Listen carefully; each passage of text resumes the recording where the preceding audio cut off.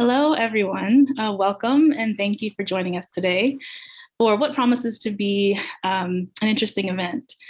It's now just after 12 noon Eastern time, so we will begin our session today with our climate experts who will give their views on climate change in the context of COP26.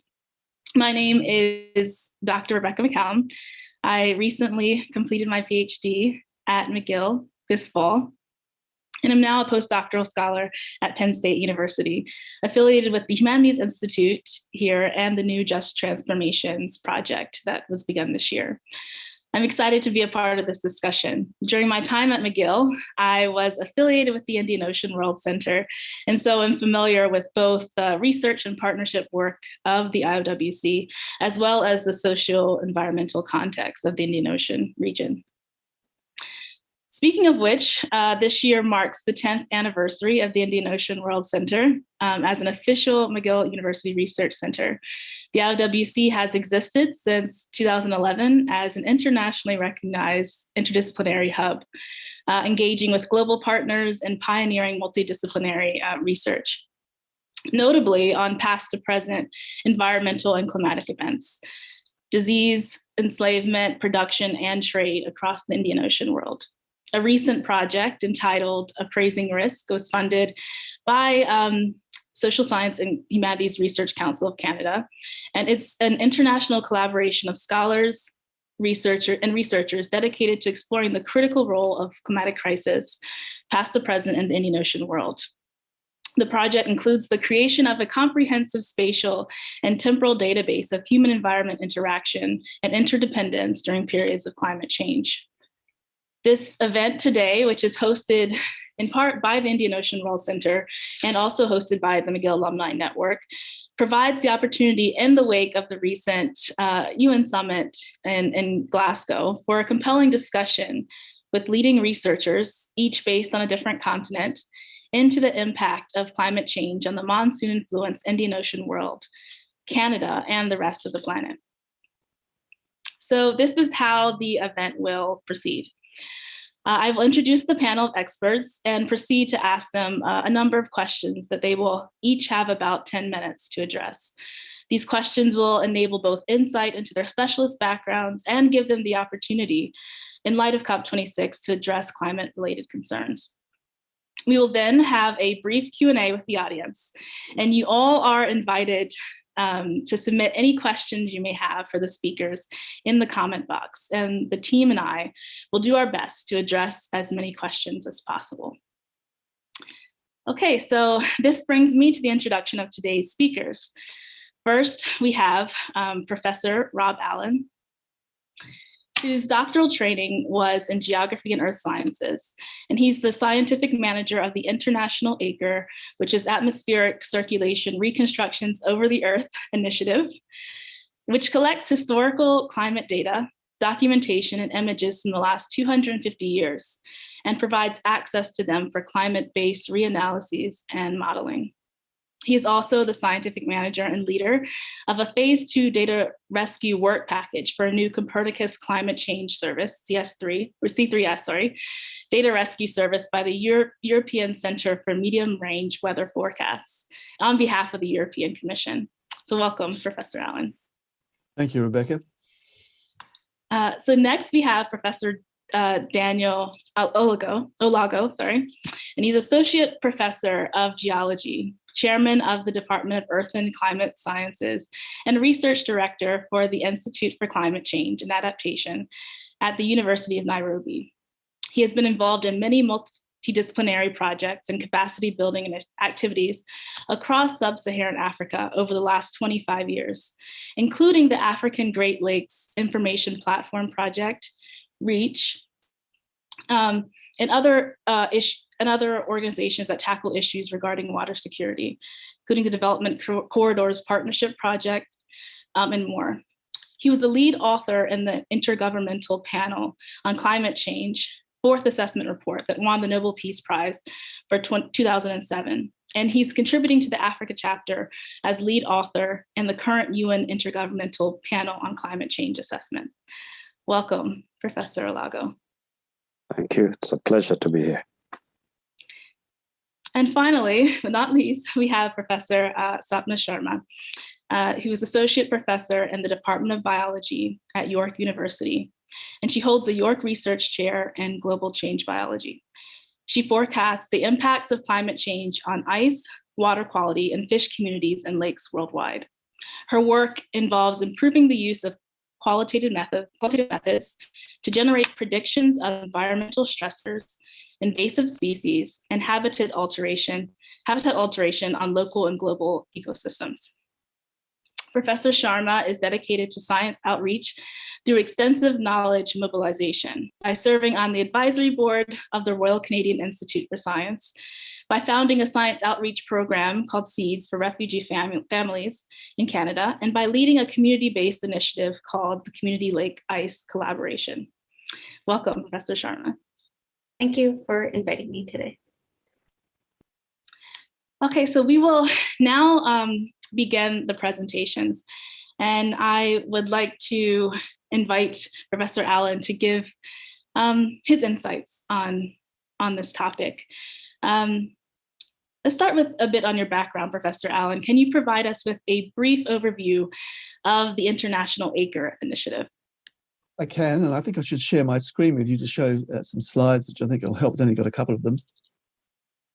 Share, there we go. Right, so basically the International ACRE Initiative is something that I was very fortunate to be able to establish some 14 years ago. It was perhaps a good idea at the right place at the right time. And it's very much a bottom-up or a grassroots initiative.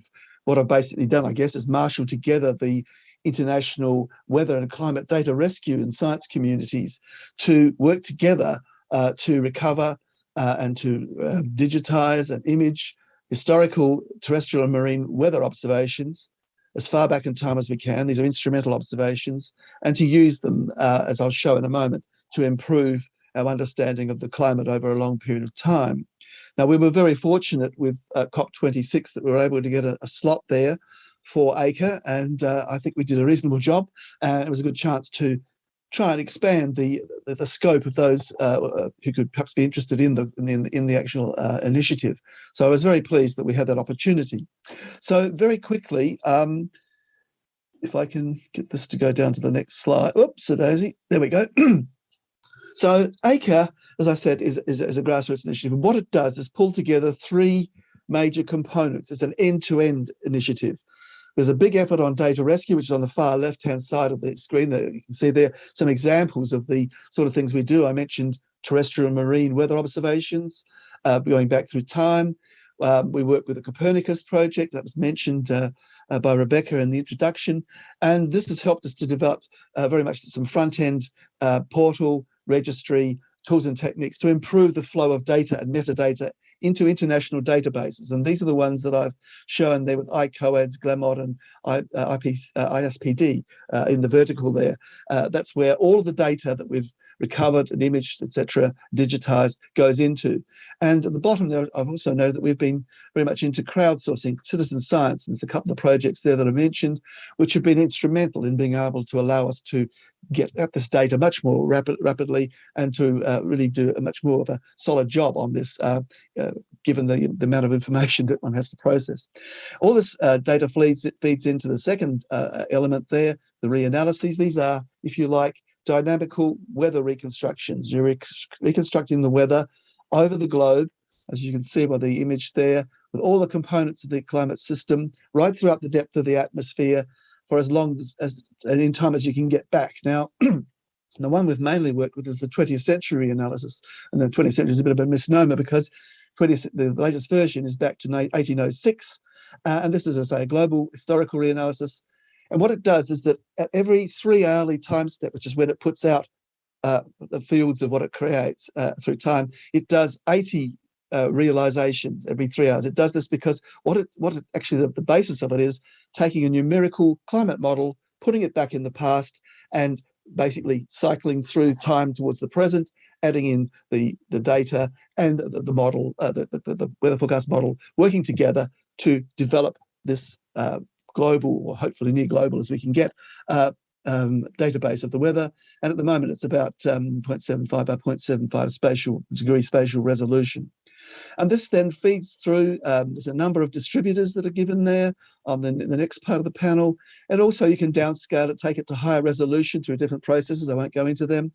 But the other thing that should interest a lot of people here is that we've been trying to enhance this reconstruction or reanalysis by linking together with climate historians, geographers, all sorts of people in other disciplines, historians, etc. And I guess that's my background coming out, where we've tried to pull this together. So we add flesh to the bones instead of just having this hopefully wonderful reconstruction, which we believe we have, of the weather going back physically with physical elements. We can add in all sorts of other social, economic, environmental, etc. Try to build up more than just a scientific meteorological reanalysis, but something more, and that therefore we can then service that on the far right there to all sorts of climate services and applications. So if I go to the next slide, the last one of this part, this is just to show you some of the regional foci of ACRE. So we have this international umbrella, if you like, and under that are these various regional efforts, which we can get into much finer resolution in terms of space and time, but especially in space, we can look at more regional data, work with colleagues in those areas and the wider community to improve the quality and quantity of historical terrestrial and marine weather observations. And you will see there is an ACRE Canada. So that's run by Vicky Slonowski. I think he's also at McGill University. But you'll see a number of others around the world. They're in blue. And they're about, I think, 14 or so, 13, 14 of them of those. And then we also work with others in yellow, other projects which are working with other bodies and international efforts around the world that are shown there. So that, I hope, encapsulates what ACRE is all about.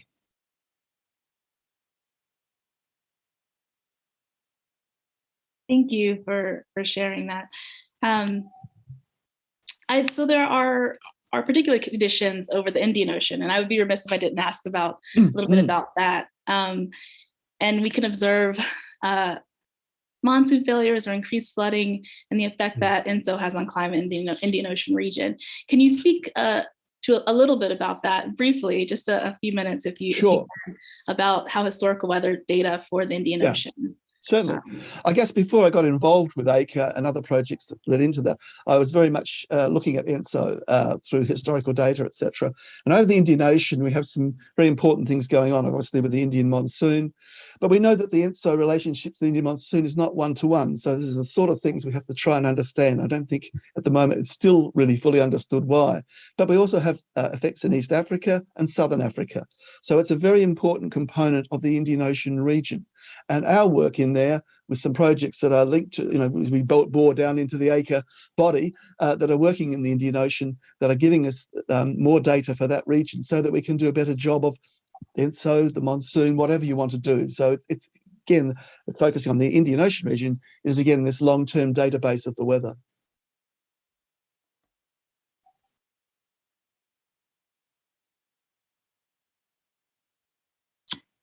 Hi, thank you. Professor Allan, I think we'll have to move shortly to another presenter.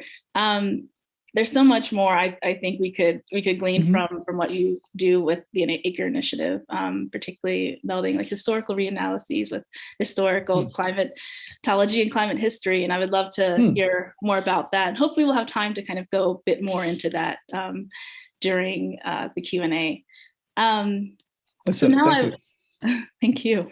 So now I would like to turn the session over to Professor Olago. Could you tell us a bit more about your main areas of research and even some of the work that you do with the different initiatives that you lead? Yeah, thank you. All right. Yeah, thank you. I'm an environmental geoscientist, and I work mostly looking at reconstructing past climates and environments in the tropical regions, and also look at the issues of water, environment, climate change, and adaptation, and basically do this using a kind of a Nexus approach, the interface of the lithosphere, biosphere, hydrosphere, and atmosphere, and also the societal interactions with those systems. So yeah, I have a couple of, let me talk a little bit about the current projects that I have. There's the REACH program, which is funded by the UK FCDO, And our aim is to improve water security for the poor. And we're aiming to do this for about 10 million people in Bangladesh, in Ethiopia, and in Kenya as well. And so our research is centered around a number of areas. The water resource itself, in my case, it is on the groundwater resource. And then we are looking at, how do institutions interact with these resources? How do they manage them? Are they managing them adequately for society? How is the community, responding to this? And what are some of the, peculiarities, depending on region, as to how people view and treat that water resource and what can be done? Then we look at the issue of climate risk. Within the Eastern Africa region, we know there's a lot of variability in climate, droughts, extreme floods, and all of these are challenges in areas without infrastructure, with relatively sparse population, but also people who are in the lower bracket of the earning groups. So many of them living below the poverty line. In the AfriWatson project, we are looking at how to conjunctively use the subsurface for water and sanitation. Again, in many parts of the Africa region and in Kenya as well, most of the towns and cities that we have may not have 100% sewerage coverage, for example. So many people rely on septic tanks, or let's talk about standalone, units for sanitation, but at the same time rely a lot on the same groundwater in those areas for other uses, domestic and sometimes even potable uses. So we're looking at how we can manage that going into the future. The Development Corridors Partnership Project is basically looking at the impact of big infrastructure on the environment and how we can contribute towards more sustainable solutions, more inclusive solutions.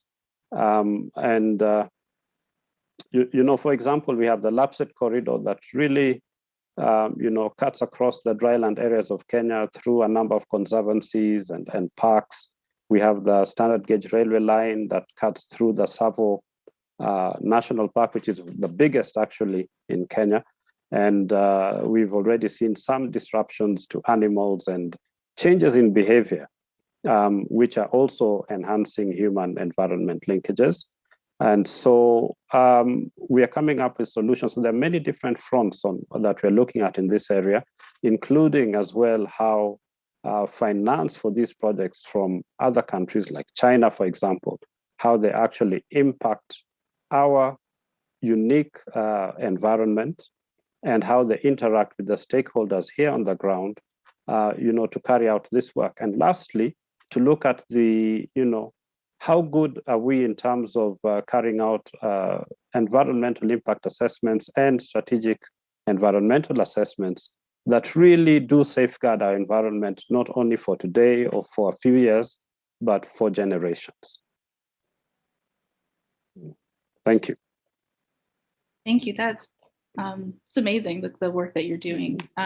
So in your research and also work with the organizations that you work with and have founded, how have you observed the direct impacts of climate change, global warming, and even El Nino, Southern Oscillation, or ENSO related activity? Yes, the main impacts of climate change are basically through extreme droughts and floods, as I've mentioned. Most parts of, in the equatorial region where I am, we have 2 wet seasons and 2 dry seasons in a year. And in the outer tropics, it could be 1 long wet season and 1 dry wet season. And what we're seeing is an increase in the frequency and the intensity of these extreme events. And many of them are now beginning to fall beyond the outliers of any historical baseline that we actually have. And they cause serious damage to infrastructure, loss of lives, livelihoods, loss of livestock, for example. Here in Kenya, we have about 70% of our livestock are in the arid and semi-arid areas and contribute about 50% of the agricultural GDP. And so many people get really affected by these changes when they do occur. We know that there's a fairly strong link between El Nino Southern Oscillation and very heavy flooding in Kenya, and the converse when La Nina kicks in. And we've seen an incredible damage to agriculture, to energy infrastructure, roads, bridges, as a consequence of ENSO. But the droughts themselves have probably even worse consequences because they lead to severe famines and humanitarian situations which affect millions of people, as many of you have actually seen in the past. So those are the two key areas, but we also have impacts on energy because, again, our country, like many others, we depend quite a bit on hydroelectric power, and that's generated, from the hydro stations that are located along waterways. But in Kenya, we're actually moving towards geothermal energy now a lot more, and it's soon going to be the lead energy source for us. But even those geothermal resources are dependent on, long residence time groundwater, but still being replenished from the surface by the current climate. So we need to understand a lot more about those systems so that we are able to sustain, this push towards renewable energy resources. Thank you. Thank you for sharing that. I wonder if you could tell us a little bit about how recent events, so the COVID-19, may have exacerbated the vulnerability of these of this particular in Kenyan context. Yeah, I think the main effect of COVID-19 in terms of its enhanced vulnerability, to climate changes and other things in various ways. But I think the starkest one is basically that the health systems were kind of so overwhelmed at the beginning that, there's this huge reduction in access to adequate, reliable and, rapid healthcare. Because with the lockdown, transportation was disrupted, the movement of essential medicals and other things, medicines were disrupted, and personnel were overwhelmed by having to take care of people in serious conditions. So there wasn't just enough left of trained personnel, to take care of everyone else, even for their day-to-day, maladies that we are used to living with. But the other major effect has been the increase in the water burden. Now you can imagine in an area that is 80%, in a country that is 80% dry land, water resources are far and in between. You have to trek several kilometers, just to get one jerry can of water. And then you need to enhance your hygiene by, maybe 4 or 5 times. Keep on washing your hands, using soap and water and all that. And at the same time, we had the stress that came in particular in urban areas where there are certain areas which are not served. Okay, so we had to kick in with, delivery of water by truck to these communities who didn't have access. And they really had a big issue with that, and it's still a problem until now. So obviously, we also need to harness and develop our water infrastructure more to ensure that we are secure in that respect. That's it. Yes, thank you. Just actually one brief question. And this is a hard question, but we probably have a minute or two if you could respond, briefly about this. But what is Kenya doing to address climate change in terms of mitigation and adaptation, and what might international measures need to take into account in the context? Yes, Kenya is basically leading in these things in Africa, at least. So we established a climate change response strategy in 2010, And following that, soon after, in 2014, we started working on a Climate Change Act. And by 2016, it was well established. And we also work together with the UNFCCC to make sure that we have our reporting being done for adaptation as well as for nationally determined contributions. And we actually have now a very ambitious nationally determined contribution plan, which is on the order of roughly about, I think, $60 million US, and or maybe 600. I'm not too sure about the zero there, but we can only, support it with 13% of our own funds. And so we need support to cover the other 87%. But from what came out of the COP26, it doesn't look like that kind of, support is forthcoming, and yet it is so critical. It is so much needed because climate change is undermining our progress towards achieving the Sustainable Development Goals and other national goals and visions. And so we'll just be talking about Sustainable Development Goals as something good to dream about, but we're never going to get anywhere near achieving it if we don't address the impacts of climate change and mitigate climate change as soon as today.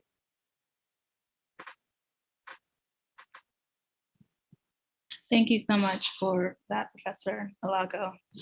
Really insightful. We'd like to move on now to talk with Professor Sapna Sharma. Professor Sharma, could you tell us a little bit about your work in limnology, which is study of lakes, and with your work with the Royal Canadian Institute of Science, and how pivotal you believe public engagement is to this discussion? Yeah, thanks. So I study the effects, primarily the effects of climate change on lake ice loss, warming water temperatures, changing water quality, changing water availability through water levels, and then the consequences for fish communities in Canada, but also across the Northern Hemisphere. And my work with the Royal Canadian Institute of Science, it's a very old. It was started in the 1800s by Sir Sandford Fleming at this institute. And the mandate is science outreach for the public to improve science communication, to improve science literacy within the public for a broader public good. And it's been a fantastic experience for me, working with Canadians, inviting speakers, putting together panels as well as activities for Canadians to learn more about, the state-of-the-art knowledge that's going on in all different fields. So that's how my work is. It's tangentially related to the Royal Canadian Institute for Science. Thank you for sharing that. So based on your research, can you describe some ways in which lakes are impacted by climate change? And I guess in that, could you share a little bit how about how you capture your data? The kind of research. Yeah. So I use different ways to capture data. So for example, our lake ice records, we have lake ice records going back to the 1400s. And in one instance, even 875 AD. And those records originated from priests. And we still, for example, work with the Shinto priest in Lake Suwa in Japan, who provides us, and his family has over 15 generations of his family have provided data when the lake freezes. And so we also talk to, so a lot of it is through social capital and talking to either researchers, but also community members and citizen scientists who have been recording dates of ice formation and the date that the spring ice melts. And then what we can do is get an understanding of how, for example, lake ice has changed even before the start of the Industrial Revolution, while relying on direct human observations. And also it gives us a glimpse into how important ice and water is for local people, and why they collect this information. Fascinating. In your research, have you seen variation? How have you observed changes across different lakes around the world in response to climate change? Yeah, so I'll just share my screen to answer this question. So this is an example of one project that we did looking at water temperatures around the world for a 25-year period. And the yellow dots are those records collected by human observations and people visiting the lakes.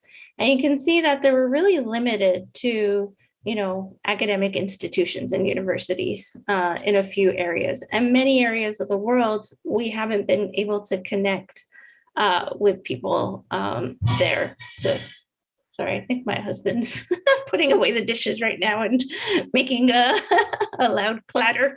And then the red dots represent data collected by satellite records through NASA. And we can then get a broader understanding of how lakes are actually changing. And so for water temperatures, what we found was that in red, these are the lakes that are warming, and in blue are lakes that are cooling. And what we found was that 90% of these lakes that we studied, which represented more than half of the world's freshwater supply, were warming, and warming faster than air temperatures, warming faster than ocean temperatures. And they were warming for similar reasons, because of air temperature increases, but also because solar radiation inputs have been increasing. But there are also regions where lakes have been cooling. So, for example, in the Arctic in Canada, as well as the Tibetan Plateau, lakes are cooling there because the glaciers are melting. And within the last 25-year period, we're inputting cold water into those lakes. And so there is regionality. So lakes right next to each other may not be behaving exactly the same way. But when you look at a global perspective, you can get a sense of how lakes experiencing similar stressors and similar drivers can respond similarly. So for example, some of our Canadian lakes may be responding similarly to what might be happening in Asia and Scandinavia, which I thought was pretty interesting.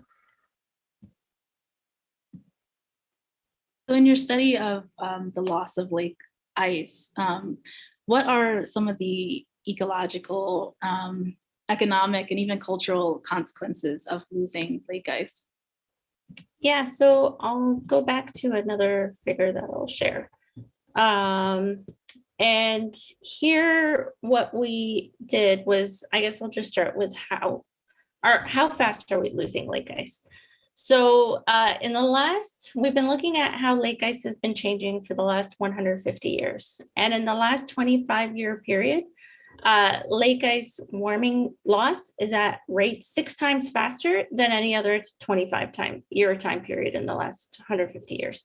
So here's a figure depicting in orange. These are lakes that used to freeze every winter for centuries. And in the last 30 years or so, they're starting to experience what we've termed intermittent ice cover. So they're not freezing every winter.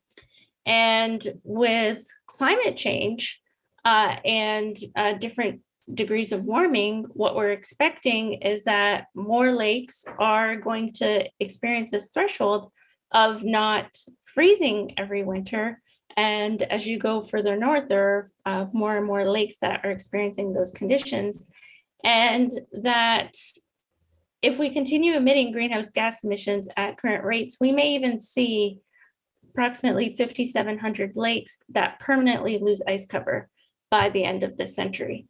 Mitigating greenhouse gas emissions has a huge impact on improving the situation for ice. And what the issue is, when you lose ice cover, there's several things that happen. So first, ice, you can think of ice as a lid on a lake in the winter. If you remove that lid, you're going to have increased rates of evaporation. And what studies have shown is that when there is no ice cover, evaporation rates increase, which decrease the availability of fresh water in those lakes.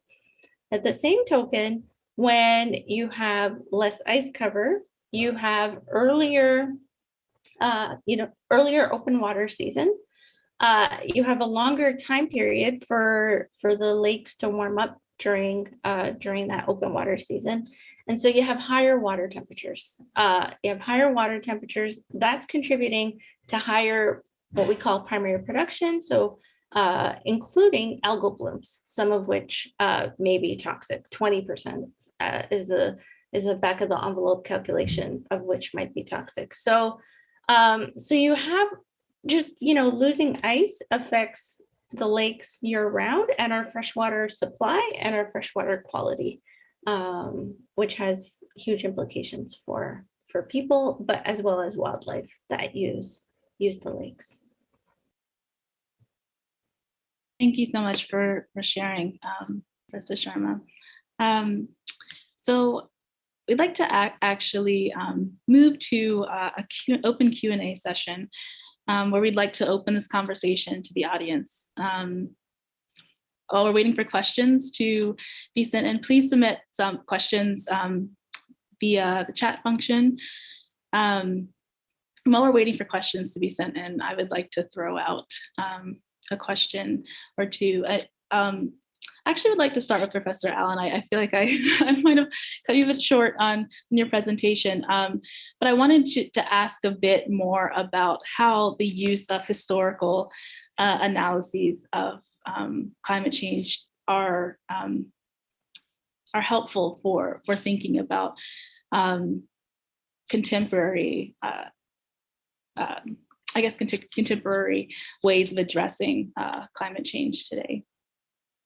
I think the thing is that what we're trying to do with what we've developed with the ACRE database is to provide this long-term picture of the weather going back over a couple of hundred years. Now, if we can do it as well as we believe we can, we've already shown strong results, what we'd be able to do then is to be able to say, look at a modern event. Say you had a storm or something in a modern event, and then you better look at the reconstruction, hopefully over a particular region. So then if you have enough data and the reanalysis is good, then you should be able to see whether there are other periods in time when similar storms might have occurred.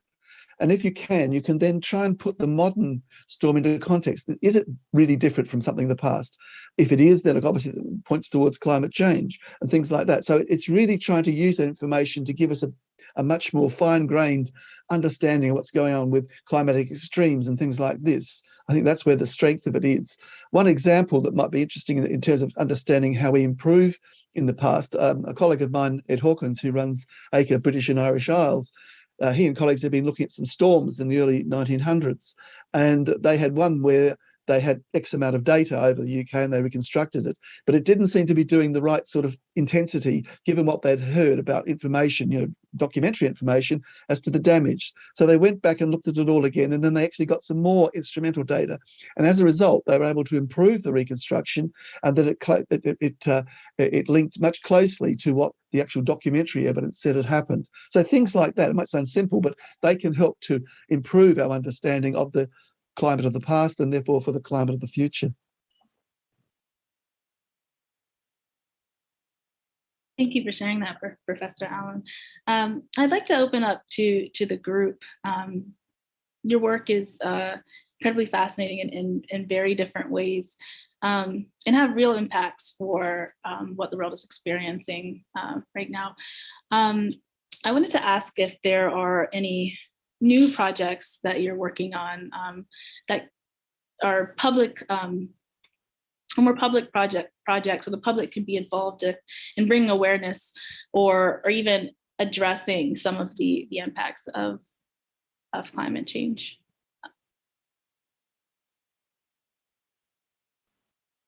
Well, if I could just come in quickly with in terms of citizen science, as I mentioned in my early part of my piece early on in this session, I showed that the ACRE effort had been working to understand and been using various citizen science approaches, and we have several of them that have happened and are finished, and others are still continuing. So one of the latest ones we've had is from our ACRE Argentina colleagues, who have developed one which is developed in Spanish. Now, unfortunately, because a lot of English people involved in all this, most of these efforts have been in English. So this is the first one we had in Spanish. But all these efforts, citizen science efforts, as far as we are concerned, are trying to get the public interested in what we're doing and to be a part of it. It might sound boring if you're digitizing lots of keying in lots of data, but it is it has a very vital role to play. And we hope that by interacting with citizens that we get something out of it, and so do they. It has to be a two-way process. So this is, I think, the thing that we've found in terms of doing these projects, and I think they're very vital in terms of our understanding of the present, past, etc. And as we know, there are a lot of these citizen science projects and a lot of disciplines going on as we speak.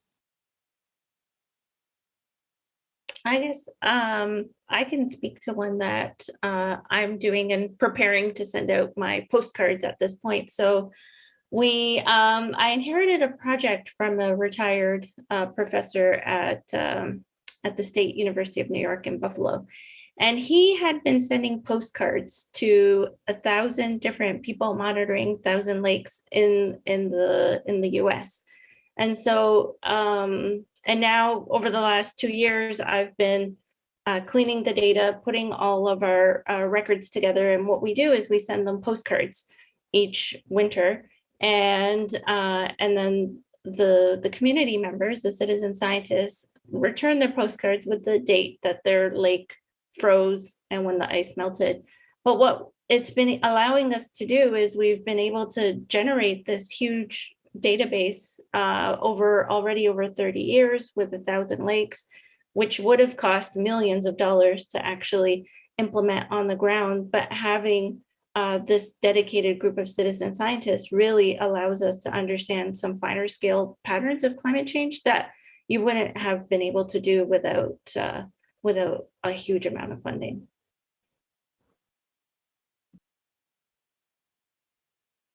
All right, maybe I can chip in as well. We basically work with community-based organizations.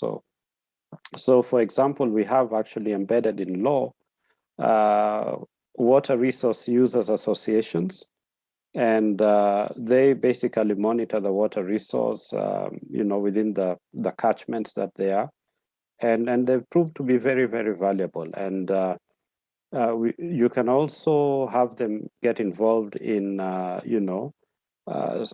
qualitative or semi-quantitative, monitoring activities, and they are really good in the sense that they're out to protect their resources, the environment, and so they really call out, and they have some clout in getting, offenders to toe the line and do things the right way.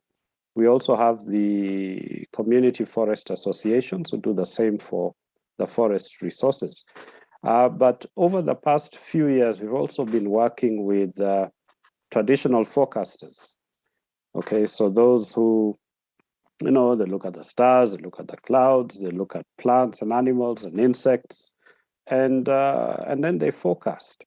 And now what we call the conventional and the traditional forecasters are now really working a lot more closely together, and we come up with what are called the blended forecasts. Now, these are extremely important because if people, feel that the traditional way of forecasting is much more reliable than conventional ways of forecasting, and that is really based on their experience, they're not going to go for it.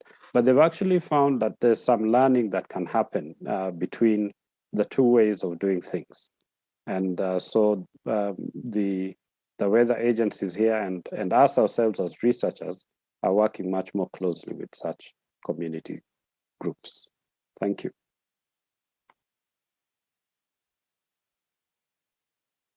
Thank you all.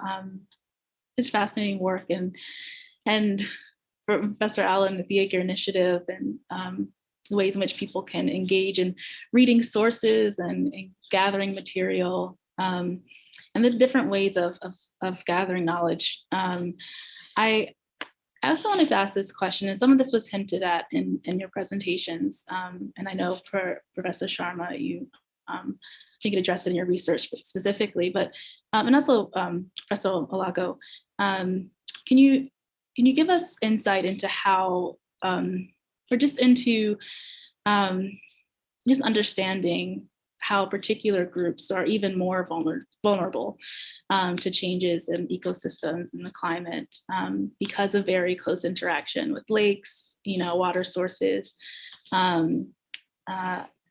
And I could refer to, indigenous groups, tribal groups, littoral peoples, all those things. If either one of you could speak to that as well. Yeah, I guess I could start.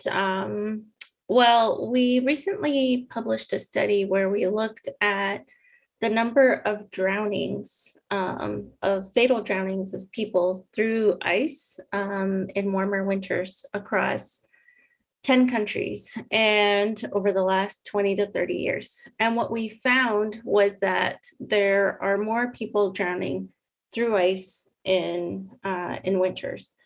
And 50% of the drowners were actually kids under 9 who were just playing on the ice, skating, tobogganing, playing, and the ice wasn't thick enough to sustain their weight. We also found that the highest drowning rates per capita were in northern Canada from Indigenous groups and primarily Indigenous peoples who use the frozen lakes and rivers for travel, for hunting, for fishing. And with warming winters, there's been increased search and rescue events, but there's also increased fatalities.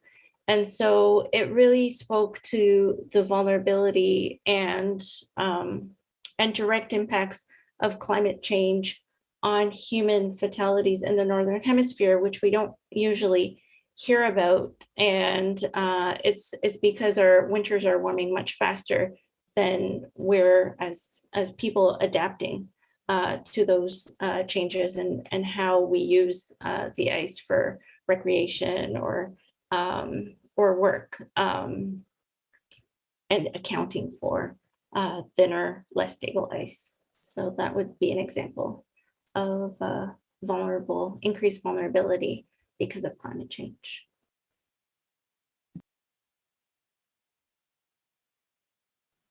Okay, and yeah, so maybe I can give a little bit of an example again from the dryland areas.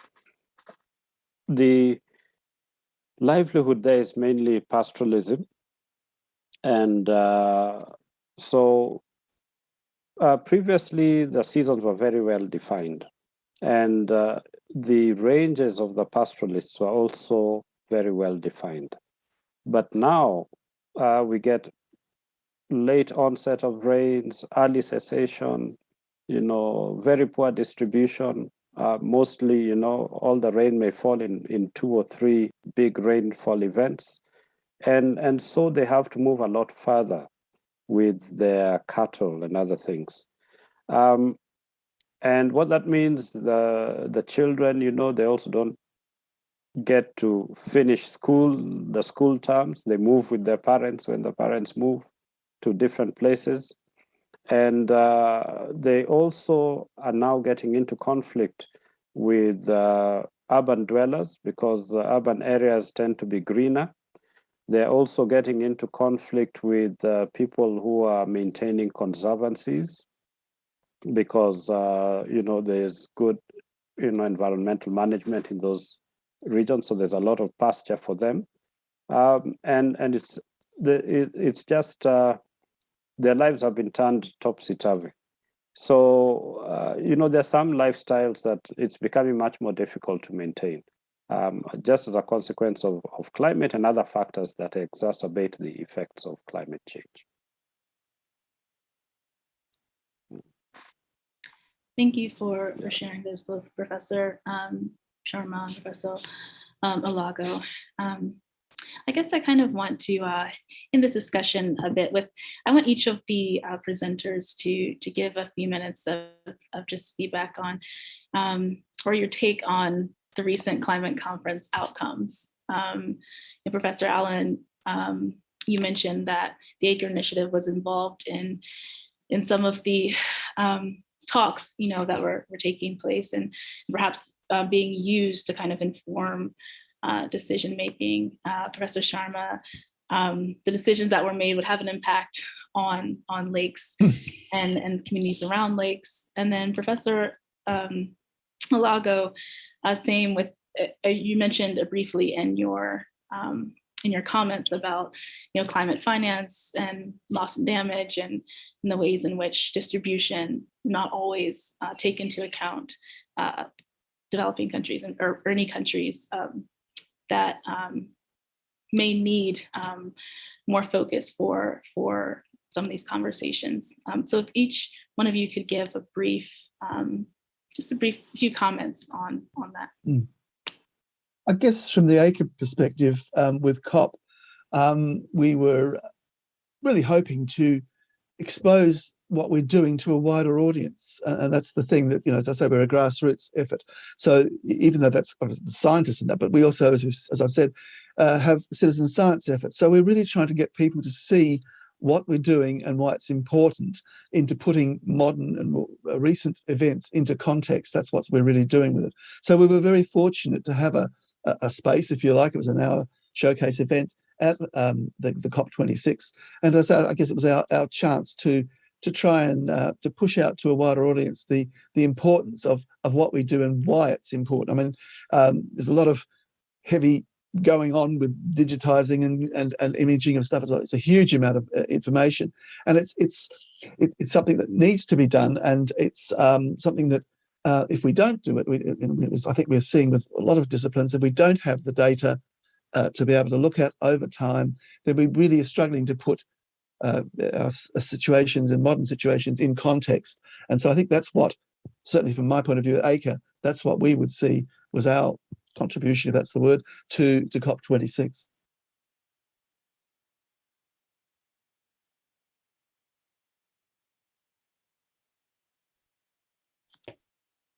I guess I could go next just to follow the order of presentations. Our work has really highlighted the importance of mitigating greenhouse gas emissions to preserving lake ice cover. There is no other easy solution. So the COP meetings are essential to bring policymakers, to bring these transdisciplinary groups together to work towards that. I'm not sure if I wouldn't say that it achieved its goals and that we're working towards mitigating greenhouse gas emissions to preserve lakes, but also, all the communities in the global south who are more immediately being affected by climate change. And I guess I'll leave it at there for Professor Olago to expand on. Okay, yeah, just maybe emphasize one point. I think for developing countries, we are keener on the issue of adaptation. We don't really add up anything to the atmosphere in terms of CO2. It's very little. It's minuscule. But mitigation and adaptation go hand in hand. So we are looking at both sides of the coin. But we need the support, as I mentioned earlier. We need more access to the funds. We need the funding mechanisms to be simplified. The way you access the funds, they're so complicated that it's so difficult. And also for fairness to be put into play in some of these things, like in carbon financing and other things like that. And so that is really the main area that we would want to see things changing, and that we need to really move fast because the role of climate justice is, it's really picking up. And I think it's going to get to a point where it's something that cannot be ignored and must really be looked at properly. Yeah. Thank you all so much. Any final comments before we close out our event today?